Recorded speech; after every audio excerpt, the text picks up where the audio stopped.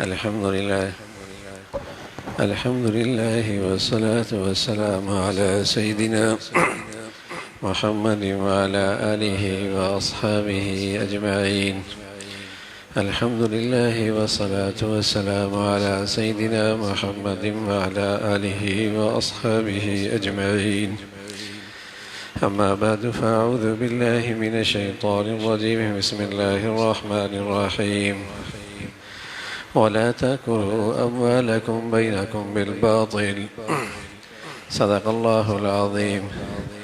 اللهم صل على سيدنا محمد النبي الأمي وعلى آله وأصحابه وسلم. اللهم صل على سيدنا محمد النبي الأمي وعلى آله وأصحابه وسلم. میرے معزز مسلمان بزرگوں، عزیز بھائیوں، معاشرتی، قومی اور انفرادی زندگی کی خرابیوں میں کچھ چیزیں ایسی بنیادی ہوتی ہیں کہ اگر ان سے حفاظت ہو جائے تو انسانی معاشرے کے اندر اس کے اثرات بہت مثبت، بہت دیرپا اور بہت خوبصورت آتے ہیں. انہی خرابیوں میں ایک بڑی بات جس کی طرف اللہ کے حبیب صلی اللہ علیہ وسلم نے اپنے عمل سے، اپنے ارشادات سے اور اپنے دعاؤں کے ذریعے اپنی امت کی رہنمائی فرمائی ہے، وہ ہے لقمہ حرام سے اجتناب. رسول کریم صلی اللہ علیہ وسلم فرمایا کرتے تھے، اللہم جنبنا الحرام حیث کانا وَأَيْنَ کانا وَعِنْدَ مَنْ کانا وَحُلْ بَيْنَنَا وَبَيْنَ أَهْلِي وَاصْرِفْ عَنَّا أَيْدِيَهُمْ. رسول کریم صلی اللہ علیہ وسلم دعا کیا کرتے تھے، اے اللہ مجھے جس قسم کا بھی حرام ہو ہمیں اس سے محفوظ فرما، اور جہاں بھی ہو اور جس کے پاس بھی ہو،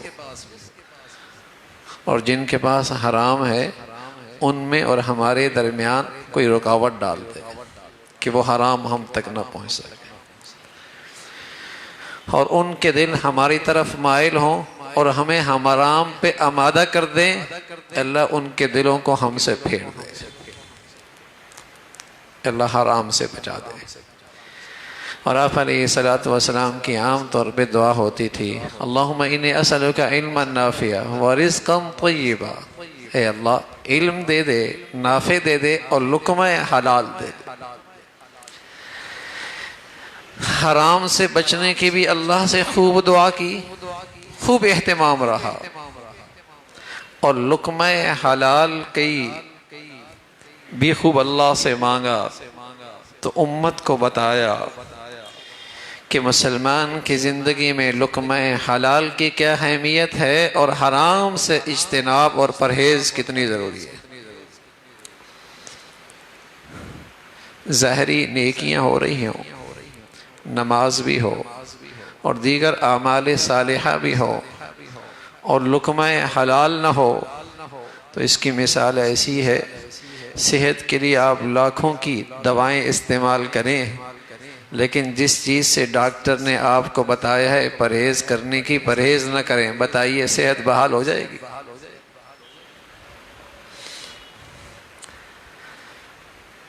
دواؤں پہ لاکھوں روپے لگا رہے ہیں لیکن بد پرہیزی بھی جاری ہے تو دواؤں سے کوئی نہیں فائدہ ہونا. اعمال صالحہ کا ڈھانچہ بھی ہے لیکن حرام سے اجتناب نہیں ہے،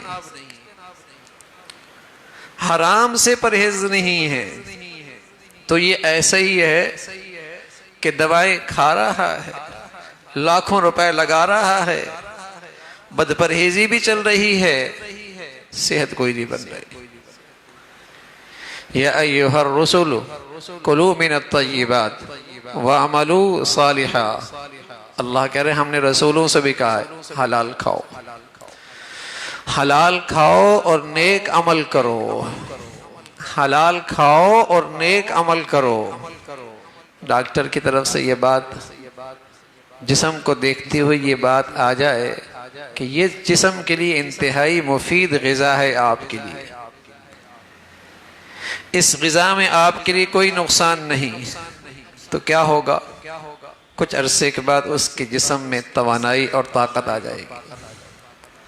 اور یہاں اللہ کریم کہہ رہے اور رسول کریم صلی اللہ علیہ وسلم طبیب اعظم ہے، فرمایا لقمہ حلال میں یہ تاثیر ہے کہ اس سے تمہاری زندگی سے اعمال صالحہ نکلیں گے۔ لقمہ حلال کی یہ تاثیر ہے، یہ اثر ہے، یہ ثمرہ ہے کہ تمہاری زندگی میں عمل صالح پروان چڑھیں گے۔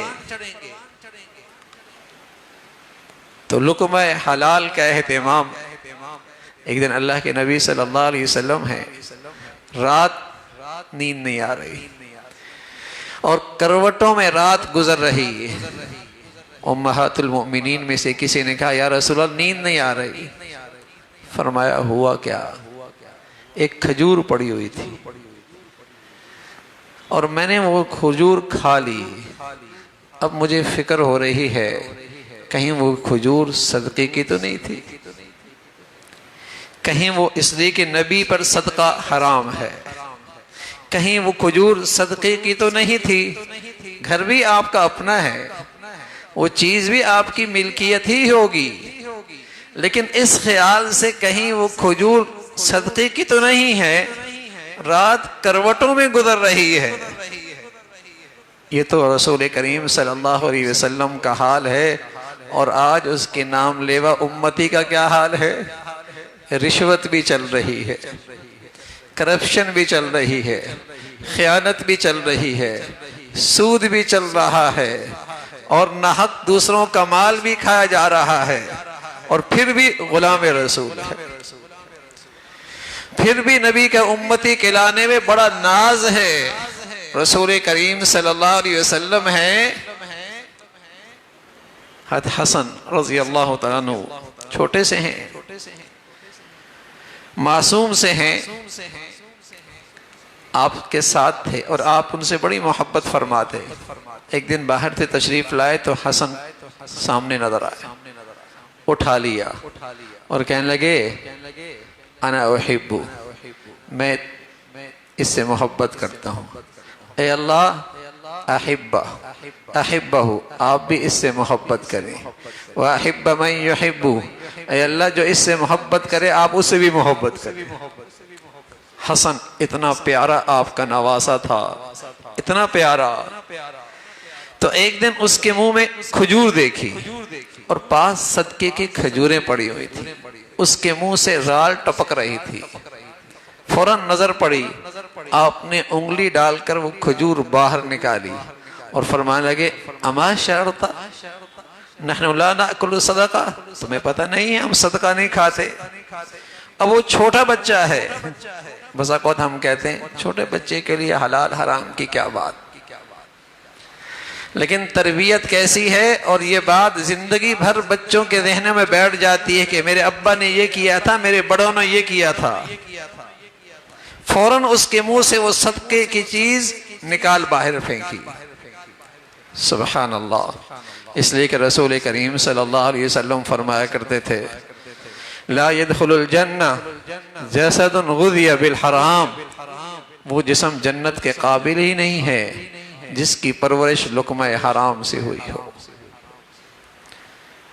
وہ جسم جنت کے قابل ہی نہیں ہے جس کی پرورش لقمہ حرام سے ہوئی ہو۔ حضرت ابو بکر ہیں رضی اللہ تعالیٰ عنہ، آپ کا ایک غلام تھا اور آپ کئی وقت کے فاقے میں تھے، کئی وقت گزر چکے تھے، آپ فاقے میں تھے، غلام تھا۔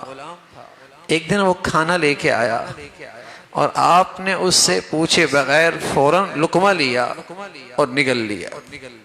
غلام کہنے لگا ہمیشہ آپ پوچھا کرتے ہیں کہاں سے لائے ہو، کیا کمایا ہے، کہاں سے کمایا ہے، آپ نے کچھ نہیں پوچھا، فرمایا بھوک بہت سخت تھی، بتاؤ بتاؤ کہاں سے لائے تھے؟ کہنے لگے میں کہانت کیا کرتا تھا، لوگوں کو غیب کی خبریں بتاتا تھا، اور کہانت وانت جانتا کچھ نہیں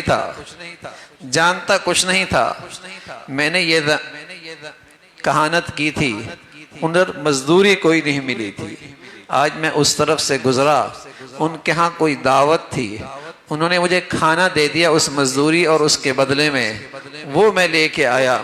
حضرت ابو بکر فرمان لگے کت ان تہلکنی، تو نے تو مجھے ہلاک ہی کر دیا تھا. ایک لقمہ لیا اور انگلی ڈال کر اسے نکالنے لگے. ایک لقمہ، وہ بھی کئی وقت کے فاقے، کیسے نکلتا؟ آپ پانی پی رہے اور خوب پانی پی رہے، بڑا پیالہ منگوایا اور اس سے پانی لے لے کر آخر کار جب تک وہ نہ نکلا آپ کو سکون نہ آیا. کہنے والوں نے کہا اتنی تکلیف کیوں اٹھائی؟ سبحان اللہ، بڑی سبق آموز بات ہے، بڑی عبرت کی چیز ہے. حضرت صدیق اکبر فرمانے لگے اگر اس لقمے کے نکالنے میں میری جان بھی نکل جاتی پھر بھی نکالتا، اگر اس کی خاطر جان بھی چلی جاتی پھر بھی نکالتا. اس لیے کہ میں نے رسول کریم صلی اللہ علیہ وسلم سے سنا ہے جس جسم کی پرورش حرام سے ہوئی ہے وہ جہنم کے زیادہ لائق ہے. جس جسم کی پرورش حرام سے ہوئی ہے وہ جہنم کے زیادہ لائق ہے. مجھے یہ اندیشہ ہو گیا، میں ڈر گیا کہیں میرے جسم کی پرورش کسی لقمہ حرام سے نہ ہو جائے، چین نہ آیا. یہ بات ہم بھی سنتے ہیں، صحابہ بھی سنتے تھے، نبی کی بات ہم نے بھی سنی ہے، نبی کی بات صحابہ بھی سنتے تھے. یہی اور ان میں اور ہم میں فرق تھے. وہ جب سن لیتے تھے تو پھر زندگی بھر ادھر سے ادھر نہیں جایا کرتے. یہی فرق ہے. مانتے ہم بھی پیغمبر کو آخری پیغمبر ہیں، ہم بھی رسول اللہ کو سچا رسول مانتے ہیں، مانتے وہ بھی رسول اللہ ہی تھے، وہ بھی آپ کو آخری نبی مانتے تھے.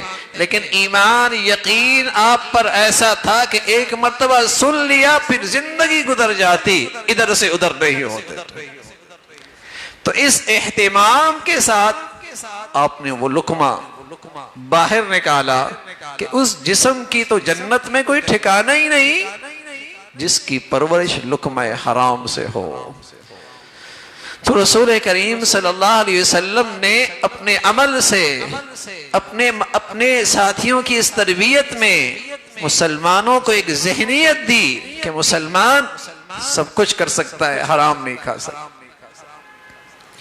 حرام نہیں کھا سکتا، یہ کسی کا ناحق نہیں کھا سکتا، یہ خیانت نہیں کر سکتا، یہ کرپشن، یہ سود، یہ رشوت. بس اوقات لوگ سارا مال سود سے کماتے ہیں، سارا مال ناجائز کماتے ہیں اور پھر اس میں سے کچھ صدقہ دے دیتے ہیں، کچھ خیرات کر دیتے ہیں، کچھ رفائی کام کر دیتے ہیں اور اپنے آپ کو دھوکہ دیتے ہیں شاید اس سے ہمارا باقی مال پاک ہو جائے گا. یہ تو ایسا ہی ہے جیسے خراب کپڑے کو آپ پیشاب سے پاک کرتے، خراب اور گندے کپڑے کو آپ پیشاب سے پاک کر دیں، کیا پاک ہو جائے گا؟ اللہ لقمہ حلال قبول کرتا ہے، پاکیزہ مال قبول کرتا ہے، پاکیزہ مال قبول کرتا ہے، حرام اللہ قبول نہیں کرتے. لقمہ حلال. تو میرے عزیزو حلال کا اہتمام ہو، کہیں میرے آمدنی میں میرے وسائل میں حرام نہ آنے پائے. رسول کریم صلی اللہ علیہ وسلم فرمانے لگے لوگ اپنی حیثیت سے زیادہ اپنے آپ کو جب نمایاں کرنے لگیں گے نا، اپنی حیثیت سے زیادہ ان کے اخراجات بڑھ جائیں گے نا، جب اسٹیٹس ایک بت بن جائے گا نا پھر کیا ہوگا؟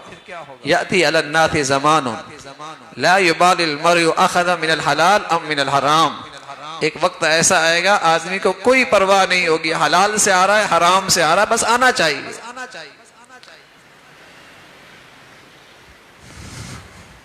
معیار زندگی ایسا بلند کر دیا نا، رہن سہن کے اندر اپنی حیثیت سے زیادہ وسعت دے دی نا، اسٹیٹس بنا دیا نا، اور یہ ایسا بت بن گیا کہ اب ناک کٹتی ہے اس سے نیچے آنے میں، اب ناک کٹتی ہے، تو پھر کیا ہوگا؟ پرواہ ہی نہیں ہوگی، حلال ہے حرام ہے، جائز ہے ناجائز ہے، صحیح ہے غلط ہے۔ بلکہ رسول کریم صلی اللہ علیہ وسلم فرمایا ایک وقت ایسا آئے گا کہ لوگ حرام کو حلال قرار دیں گے، حرام کو حلال۔ بتائیے اب کوئی رشوت کو بھی حرام سمجھتا، سود کو بھی کوئی حرام سمجھتا؟ کوئی شرمندہ ہو، کوئی چھپائے، کوئی رسوائی ہو، کوئی توبہ ڈنکے کے چوٹ اپنا حق سمجھ کے لیتا ہے، ناحق مال۔ تو رسول کریم صلی اللہ علیہ وسلم نے فرمایا ایسی اندھیری ظلمت، ایسی ظلمت آئے گی کہ آدمی حرام کھائے گا۔ حضرت سعد ہیں رضی اللہ تعالیٰ عنہ، عشرہ مبشرہ میں سے ہیں، بڑے صحابی ہیں۔ کہنے لگے یا رسول اللہ میرے لیے دعا فرمائے، اللہ مجھے مستجاب الدعوات بنا دے، میری دعائیں رد نہ ہوں۔ تو پیارے رسول صلی اللہ علیہ وسلم نے اس کے لیے دعا فرمائی، فرمایا سعد لقمہ حلال کا اہتمام کرنا، اللہ تجھے مستجاب الدعوات بنا دے۔ عبادت کی قبولیت ہو، دعا کی قبولیت ہو، لقمہ حلال کی تاثیر ہے۔ فرمایا ایک شخص لمبا سفر کر کے، سفر میں دعائیں قبول ہوتی ہیں، گرد آلود جسم ہے، جسم اور کپڑے بھی گرد آلود ہیں، اور ہاتھ اٹھا اٹھا کے کہتا ہے یا رب یا رب یا رب۔ تو رسول کریم صلی اللہ علیہ وسلم فرمایا کھانا بھی اس کا حرام کا، پینا بھی اس کا حرام کا، پہننا بھی اس کا حرام کا، فَأَنَّا يُسْتَجَابُ لِذَلِكَ، اس کی دعا کہاں قبول ہوگی؟ اس کی دعا کہاں قبول ہوگی؟ تو لقمہ حرام اس سے برائیاں پھیلتی ہیں، اندر برائیوں کے جراثیم پیدا ہوتے ہیں، اس سے فاسد خیالات وجود میں آتے ہیں، اس سے گناہوں کی زندگی اس کی قبولیت آسان ہو جاتی ہے۔ اور اللہ کا ارشاد ہے لقمہ حلال کی یہ تاثیر ہے، اس سے پاکیزہ جذبات بنتے ہیں، نیک خیالات بنتے ہیں، اور نیکیاں وجود پھیلتی ہیں، نیکیاں وجود میں آتی ہیں۔ یا ایھا الذین آمنوا کلوا من طیبات، ایمان والو حلال کھاؤ۔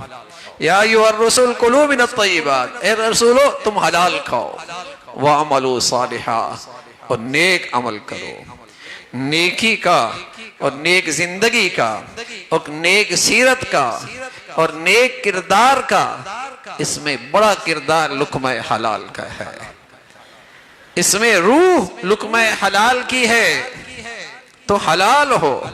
تو رسول کریم صلی اللہ علیہ وسلم دعائیں کیا کرتے تھے اللہم جنبنا الحرام، اللہ حرام سے بچا دے، حیث کان، جس قسم کا بھی حرام ہو، این کان، جہاں بھی ہو، وعند من کان، اور جس کے پاس بھی ہو، وحلل بیننا وبین اہلی، اے اللہ وحل بیننا وبین اہلی، رکاوٹ ڈال دے جن کے پاس حرام ہے کہ وہ ہم تک نہ پہنچ سکیں، ان کے دلوں کے اندر سے ہمارا خیال بھی پھیر دے، کہیں وہ ہمارے حرام کی طرف آمادہ نہ کر دیں۔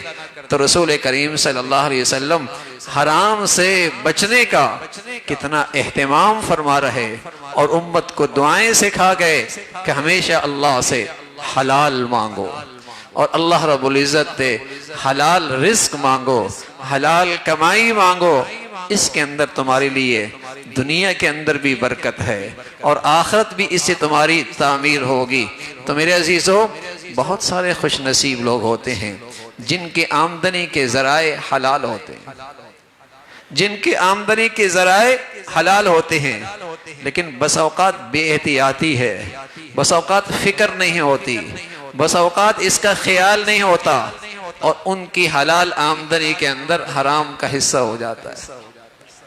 آخری بات، امام ابو حنیفہ رحمۃ اللہ علیہ اس امت کے بہت بڑے ولی اللہ ہیں اور بہت بڑے امام ہیں اور دین اسلام کے بہت بڑے جسے کہیں کہ محسن گزرے ہیں، بڑی اللہ نے اس امت کے لیے ان سے خدمت لی ہے۔